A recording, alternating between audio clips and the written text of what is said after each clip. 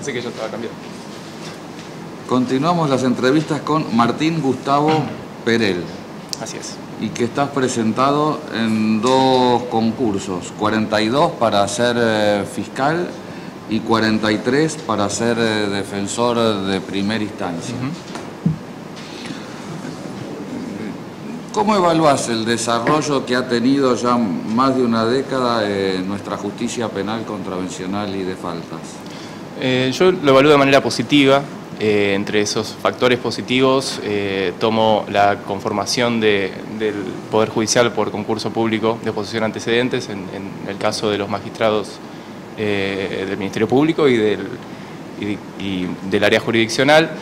Evalúo como elemento positivo también la recepción paulatina de transferencias de competencias penales. Eso es un proceso, digamos, innovador. Ir recibiendo y ampliando competencias permite, a su vez, a los fines del desarrollo de una política institucional, planificar. La planificación en ese sentido es muy importante porque evita, o debería evitar, cuellos de botella, debería evitar improvisaciones. Entonces, el hecho de que se haya dado un proceso gradual y paulatino permitió que se concursaran cargos y permitió que el ingreso de nuevas competencias no generara colapso ni situaciones indeseables al momento de diseñar una política institucional. Entre las cuentas pendientes, obviamente, está una profundización de este camino de autonomía y de adopción de mayores competencias, aunque bueno, en realidad el ámbito penal y contravencional fue el fuero, digamos, que pudo desarrollar más ampliamente este proceso de recepción de nuevas tareas, de nuevas competencias. Entiendo también que es importante profundizar el proceso de autonomía y profundizarlo en el sentido de ampliar las estructuras mediante mecanismos de concurso público, porque el perfil de funcionario que ocupará esos nuevos cargos responde más acabadamente al perfil de la ciudadanía de la Ciudad de Buenos Aires, es decir, la intervención de órganos locales en la designación de magistrados del Ministerio Público y magistrados que ejercen la jurisdicción. Bueno, responde más al perfil de los ciudadanos porteños porque interviene la legislatura de la ciudad y interviene, bueno, el Consejo de la Magistratura, que también tiene representación vinculada con la idiosincrasia y la ideología del pueblo de la Ciudad de Buenos Aires. En cambio, en el ámbito del Poder Judicial de la Nación esto es más limitado porque en el proceso de intervención bueno, participan representantes de distintas provincias que componen el territorio. Entonces el perfil de magistrado puede variar.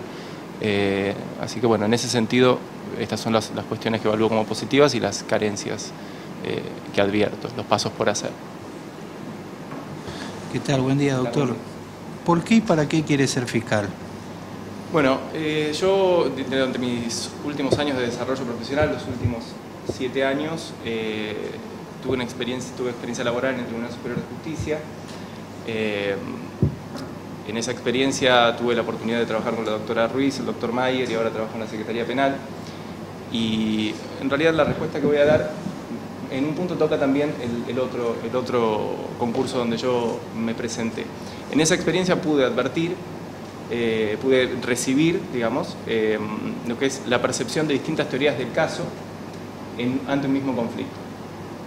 La elaboración de distintas teorías del caso y además haberlas analizado en el Tribunal Superior desde una perspectiva constitucional y digamos, de labor muy vinculada con la vigencia de las reglas constitucionales, me parece aportar una experiencia que creo valiosa para la labor en primera instancia. En el caso de la Fiscalía, como la función principal del Ministerio Público en el ámbito fiscal es defender la legalidad de los procedimientos y ejercer la acción pública, pero en el marco de este ejercicio de la legalidad, el aporte que yo recibí desde mi experiencia laboral y desde mi formación también académica que acompañó esa experiencia laboral en el tribunal, me parece que me permitiría ejercer la función del fiscal de primera instancia de manera adecuada, elaborar teorías del caso, hacer planteos y formular todas estas cuestiones siempre con la mirada puesta en el respeto de la legalidad desde un punto de vista constitucional, además de las normas infraconstitucionales que obviamente deben ser seguidas cotidianamente.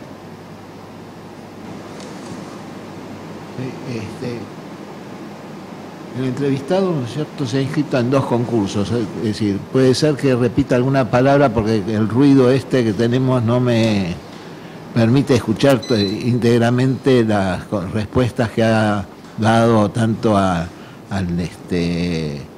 tribunal como a la fiscalía. Es decir, en la hipótesis, ¿no es cierto?, de que tuviera la oportunidad de optar por alguno de los dos cargos a los que está concursando, ¿por cuál se definiría? Si tuviera la oportunidad de elegir, yo me inclinaría más por el cargo de defensor.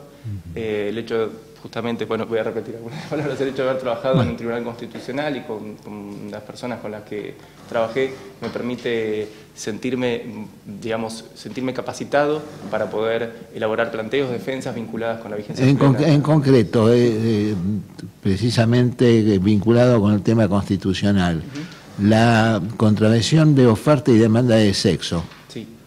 ¿Qué requisitos requiere para su procedencia? Bueno, el punto principal en juego tiene que ver con el principio de lesividad y con la intimidad de las personas desde el punto de vista de la persona imputada. El principio de lesividad es fundamental. En el fallo de León Benito, bueno, el voto del doctor Mayer en ese sentido todavía tiene vigencia, pese a que ha cambiado la norma. Uno no puede penar conductas por el solo hecho de que el modo de vida de la persona que está ejerciendo una actividad no le guste.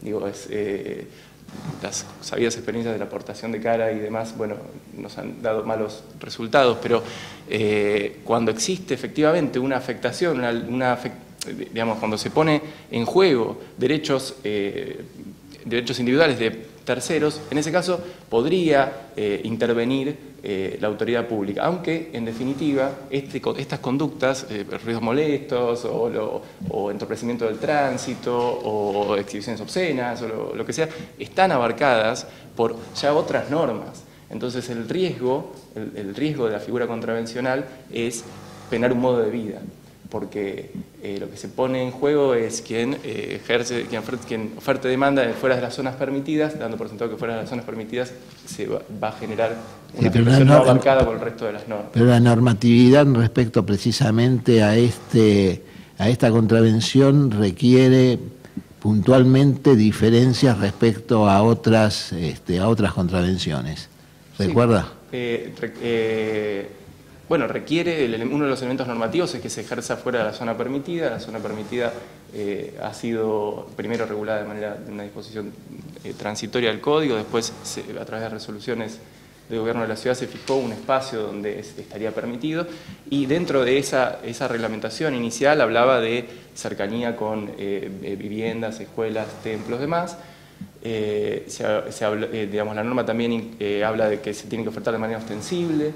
En ese sentido, preguntaba, bueno, y además, afortunadamente excluye, tomando en cuenta ciertos cuestionamientos, esto de iniciar operativos por vestimenta, apariencia y demás, además de incorporar este recaudo de... ¿Y en cuanto a la intervención del fiscal? Claro, este recaudo también es importante, la intervención previa al fiscal para dar comienzo a un operativo, esto evita prácticas ilegales policiales, tiende a funcionar como reaseguro, esto, bueno... En la práctica probablemente no logre 100% su objetivo, pero bueno, una de las tareas que se puede hacer como defensor es instar planteos de nulidades cuando no se entienda del todo claro que fue un operativo fiscal y que se pueda sospechar una transgresión a esa norma, que esconde en definitiva una especie de caja negra o alguna cuestión delictiva por parte de miembros de la policía. ¿Qué decisiones del Tribunal Superior de Justicia conoce respecto a la aplicación del doble conforme? Bueno, respecto de la aplicación del doble conforme hay varias decisiones del Tribunal, algunas de hace muchos años, y bueno, las más actuales ya son menos frecuentes porque hay una disposición específica en las normas procesales que vino a solucionar un poco, tomando en cuenta los criterios del Tribunal, estos problemas. Los casos... Lo primero que se me viene a la mente es Maslía Sazón, pero el fallo fundamental los fallos fundamentales son Sama y Alberganti. En Sama y Alberganti se habían hecho planteos que tenían que ver con la existencia de una primera condena impuesta por la Cámara. Este problema lo trató Julio Mayer en sus libros hace muchos años en Argentina y fue elaborado por distintos académicos de las más diversas formas. El Tribunal Superior, por voto mayoritario en Alberganti, indicó que que resultaba obligatorio para la Ciudad de Buenos Aires brindar a la persona acusada, que fue condenada en Cámara, una revisión integral de su condena, y que el recurso de inconstitucionalidad ante el tribunal, por las características de que se trata de un recurso extraordinario, deja fuera ciertas cuestiones y por lo tanto no satisface la vigencia de la garantía. Algo similar a lo que la Corte después ha tomado en Casal, con la diferencia de que la Corte en el fallo Casal no creó pretorianamente un mecanismo procesal para el doble conforme, sino que le indicó a la Cámara de Casación: revise todo, porque yo como Corte no puedo revisar todo, y si yo no puedo revisar todo, entonces la garantía se viola. Bueno, estas son las líneas principales, aunque hubo matices, por ejemplo en el voto del doctor Lozano, él hizo hincapié que esta disposición del doble conforme no tiene anclaje directamente constitucional para la materia contravencional, sino que el anclaje surge de decisiones de política legislativa que ha tomado el constituyente al indicar que el Código Contravencional debe incluir que la rama contravencional debe incluir estas garantías, y también en las disposiciones de la propia ley procesal, donde siempre se hacía referencia a que las contravenciones deben ser cubiertas por las mismas garantías que los delitos. En cambio, la doctora Ruiz y el doctor Mayer dieron directamente anclaje en la norma constitucional al considerar que el derecho contravencional, al menos del modo que está regulado en la Ciudad de Buenos Aires, con pena privativa de la libertad, ejercicio de acción pública a través de un órgano estatal y demás, es un derecho penal más pequeño. Y a su criterio, ¿qué ocurriría cuando la sentencia innovatoria, la primera sentencia condenatoria, no es la dictada por la Cámara, sino que es la que dicta el Tribunal Superior de Justicia? Bueno, eso es un problema bastante serio que se replica en las decisiones de la Corte Suprema y tiene varias aristas. El Tribunal Superior de Justicia, en principio, en ese tipo de situación debería funcionar como instancia casatoria constitucional con posibilidad de reenvío. Y eventualmente, si esto no fuera posible, y más allá de la dificultad institucional que hay hoy con el tema de que no existen conjueces en la ciudad, podría ser solicitada la integración con conjueces. Digamos, si el tribunal dicta, se trata de una discusión, pongamos un ejemplo, se trata de una discusión de alcance netamente constitucional, donde, por ejemplo, en primera y segunda instancia se dice que la contravención de ejercicio de oferta y demanda de sexo en la vía pública es inconstitucional porque viola el principio de lesividad o alguna otra garantía. Bueno, el fiscal actualmente tiene posibilidad de traer ese planteo al Tribunal Superior. El Tribunal Superior puede ingresar en eso, si el planteo fue bien realizado, obviamente, puede ingresar en esa discusión, porque es una decisión de Corte Constitucional, y puede decir: no, ¿sabe qué? Sí, digamos, vale la norma.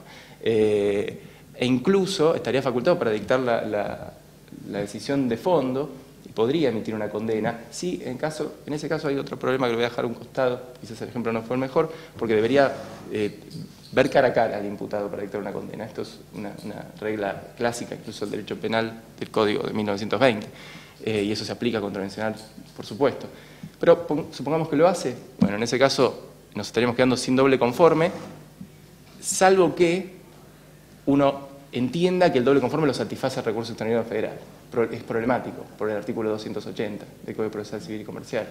La Corte Suprema podría desestimar el planteo, y entonces, ¿qué hacemos en ese caso?